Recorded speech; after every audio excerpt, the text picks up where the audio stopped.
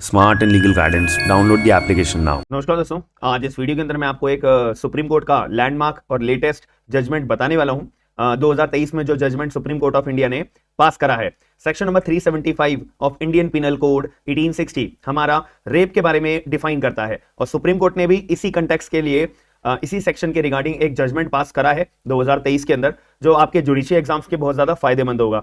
अब इसी कंटेक्स्ट के अंदर मैं आपको एक बार सेक्शन में 375 बहुत अच्छे से समझा देता हूं।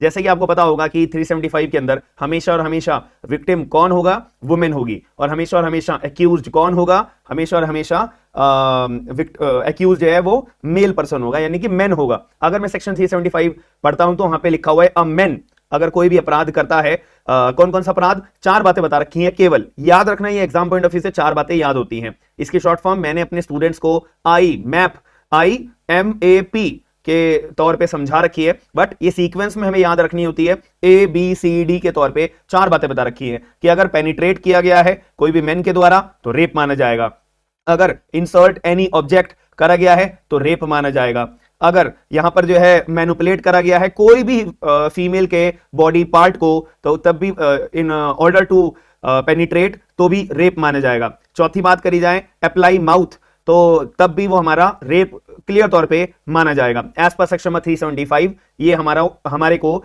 डिफाइन करा हुआ है। सेक्शन 375 हमारा जो है अमेंड हुआ था 2013 के अंदर, जब यहाँ पे एक 2012 में पॉक्सो एक्ट 2012 लागू हुआ था। उसके बाद हमारे रेप की डेफिनेशन में आईपीसी के अंदर भी इस चीज को अमेंड करके ये चार बातें ऐड कर दी गई थी। हालांकि तीन बातें ऐड करी गई थी, पेनिट्रेशन तो पहले से ही था, और इंसर्ट एनी ऑब्जेक्ट ये ऐड कर दिया गया था, मैनिपुलेट ऐड कर दिया गया था, अप्लाई माउथ ऐड कर दिया गया था। तो ये हमारा क्लियर तौर पे रेप की डेफिनेशन बता दी है। अब इसके अंदर ना कुछ अपना इंटेंशंस बता रखी हैं। यहाँ पे मेंस रिया का अगर रोल प्ले करें तो अगर कोई भी आदमी अगर किसी महिला के साथ में without her consent, against her will, या महिला की कंसेंट लेके महिला को डर पहुंचा के, fear of death, fear of hurt का डर पहुंचा के उससे कंसेंट ले लेता है तो वो कंसेंट नहीं मानी जाती। या फिर अगर कोई भी मेल पर्सन किसी फीमेल से कंसेंट लेता है, कैसे लेता है, उसको ये दिलासा दिला के कि मैं तुम्हारा हस्बैंड हूं, झूठा दिलासा दिला के कि मैं तुम्हारा हस्बैंड हूं, हमारे पहले कभी शादी हुई थी तो मैं तुम्हारा हस्बैंड हूं, तो तब भी लड़की की कंसेंट नहीं मानी जाएगी। और क्या बता रखा है इसके अंदर कि अगर लड़की की जो कंसेंट ली हुई है किसी मेल पर्सन ने, इंटॉक्सिकेशन में लड़की थी, या उसके ड्रिंक में कुछ मिला दिया हो, या लड़की जो है अनसर्टनेस ऑफ माइंड में थी, उसको पता नहीं था कि मेरे से क्या क्वेश्चन पूछे जा रहे हैं लड़की ने, और किसी मेल पर्सन ने उस चीज का फायदा उठा के ये बोलते हुए कि कंसेंट ले ली,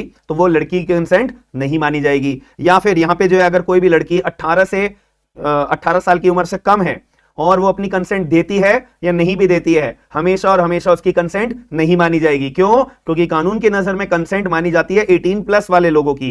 18 से जितने भी लोग नीचे होंगे उनकी कंसेंट अगर थी भी ना, अगर लड़की पूरे होशो हवास में अपना कोई भी सेक्सुअल रिलेशन बनाती है किसी भी व्यक्ति के साथ में, लेकिन अगर उसकी उम्र 18 से कम है तो ऐसे केस में कंसेंट लड़की की नहीं मानी जाएगी। और यहां पे क्या बता रखा है आखिरी बात, कि अगर लड़की जो है कम्युनिकेट नहीं करने की हालत में थी, तब भी लड़के ने अगर कंसेंट लड़की की ले ली, ऐसे कोई भी एक्टिविटी से लड़की जो है अपना कम्युनिकेट करने की स्थिति में नहीं थी, तो ऐसे केस में लड़की की कंसेंट नहीं मानी जाएगी। तो ये 7 बातें कंसेंट के रिगार्डिंग लड़की कब मानी जाएगी कब नहीं मानी जाएगी बताया हुआ है। तो ये इसको हम साथ में अगर पढ़ते हैं तो पूरा हमारा सेक्शन नंबर 375 हमें क्या बताता है रेप की डेफिनेशन के बारे में, हमें बहुत इजीली समझ में आ जाता है। अब रिसेंटली जो है सुप्रीम कोर्ट ने अपना जजमेंट पास करा है, Manak Chand versus state of Haryana 2023 supreme court ने बोला यहां पे क्लियर शब्दों में, बहुत गौर से समझिएगा, कि भाई अगर कोई भी विक्टिम के साथ में, जो कोई लड़की के साथ में अगर रेप का अपराध होता है, ये बहुत ही बड़ा डिस्ट्रेस वाली बात होती है,